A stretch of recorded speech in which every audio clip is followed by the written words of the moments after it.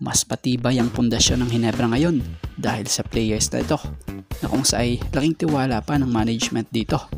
Kaya naman kaabang-abang ngayong semis ito. So makikita natin ang possible impact na magagawa ng players na to sa Ginebra sa semis kontra Northport. Masaya si Vic Manuel sa bago niyang team na paglalaruan. So tuluyan ng goodbye terapirma na. Itong si Vic Manuel talaga.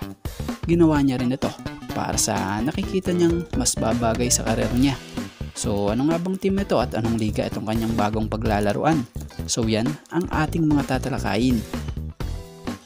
Speaking of Vic Manuel, isang PBA big man veteran na nakapaglaro sa PBA sa 7 koponan gaya ng Global Port Battambang, Meralco Bolts, Air 21 Express, Alaska Aces, Phoenix Super LPG Fuel Masters, San Miguel Beermen, at dito sa Terra Firma Jeep na kung saan tumagal siya sa liga ng 12 season.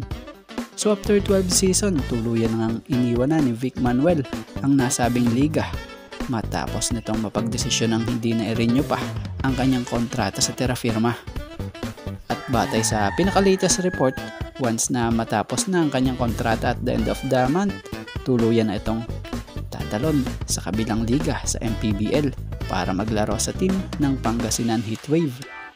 Pero syempre, bago pala ito tuluyang maglaro sa team ng Heatwave sa MPBL, lalaro muna ito ng saglit sa team ng Zamboanga Valientes in the Governor Hopper Invitational Basketball Championship in Zamboanga, Sibugay on February 21. So alam nyo bang ipinaliwanag pa ng nasabing manlalaro ang kanyang tuluyang pag-alis sa PBA? Ito nga'y dahil na rin sa mas may chance nga raw siya matutukan yung next phase ng karir at buhay niya. Dahil si Vic Manuel pala ay magiging head coach na rin sa PSP Gamers sa WMPBL. Dahil kung matatandaan nyo one of assistant coach ito, si Manuel dito na kung sa ay head coach nito ay nung nakaraan. Itong kapwa, former Terra Firma Jeep teammate niya at SMB teammate niya noon sa PBA na si Terence Romeo. So anong nangyari pala? Itong si Romeo bababa sa pwesto sa pagiging head coach dito dahil na nga may buhay na contract ito.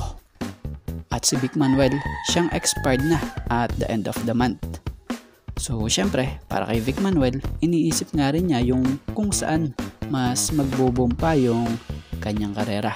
Dahil syempre bilang opinion natin dito ngayon 37-year-old na siya, syempre papalapit na ang pagbabari ng value niya dahil matanda na nga at di na rin ganon katindi yung laro niya. Bagaman malakas pa, pero iba yung lakas talaga kumpara mas bata na nga sa liga kaysa sa kanya. So ang ginawa lang ni Vic Manuel yung talagang kung saan mas lalago pa yung pwedeng maging karir niya. So kung sa MPBL niya nakikita, why not, diba? Kung may opportunity na mas maganda. Bukod pa dyan, mahahasa pa yung coaching skills niya din sa kabilang trabaho niya. So syempre sa kabilang banda, inamin rin naman ni Vic Manuel na mahirap syempre iwan ng PBA. Syempre itong araw yung naging tahanan niya since 2012.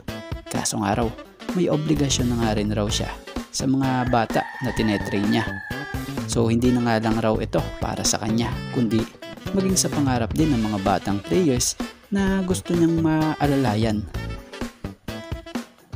So dito tayo sa nakikita nating maaaring maging malakas at matibay na maging pundasyon ng Ginebra, lalo na ngayong paparating na semifinals na kung saay kakaharapin nga nila ang may mga magagaling talagang player din na talaga namang matataas at may mas matataas pang kumpiyansa. So para nga sa opinion natin dito mataas lang din naman ang tiwala nila Coach Tim and Boss Al kila Ralpco and RJ Abarientos. Mas magandang mabigyan ito ng mas mahabang minuto sa Ginebra dahil na nga sa mas mataas na ring kaalaman nila sa sistema.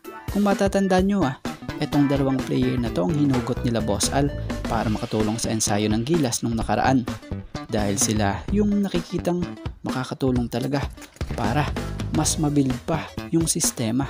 Alam naman natin yung sistema dito sa Gilas tulad ng sistema sa Ginebra, yung triangle system, diba? So for sure, pag nabigyan ng mas mahabang minuto like Ralpco, panigurado gaganda ang ikot ng bola. Mahusay mag-assist ito.